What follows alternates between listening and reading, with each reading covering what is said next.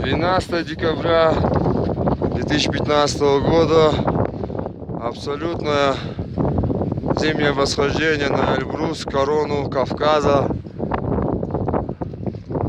Начал он с той горы ночью и прибежал сюда наш мальчик Рафаэль Рамазанов, капитан сборной Северной Осетии по скайранингу.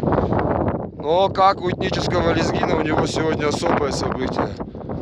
Впервые будет водружаться лезгинский национальный флаг. Впервые. И впервые он водружается на высочайшую точку Европы и России.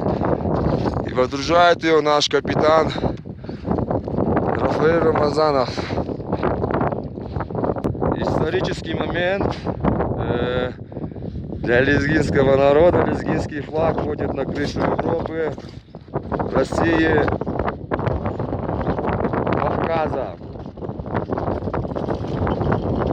Рафик, смотри, чтобы он не улетел. Сейчас очень сильный ветер. Ужасный. В общем, ребята стартовали в 3 часа ночи. Сейчас 9 часов 20 минут по полудню. Кому скажу, по сказать.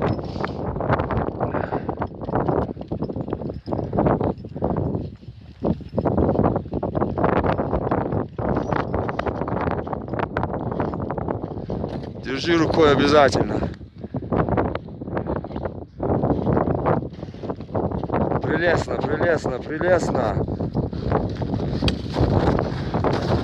Смотри, что он не улетел. Держи. Растяни его.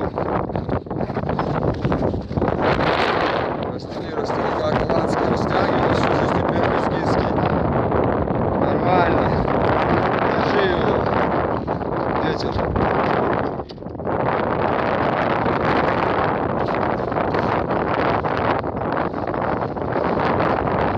Вместе со своим тренером Анатолием Абисаловым, заслуженным спасателем России, Рафаэль Рамазанов презентовал лезгинский флаг на крыше Европы.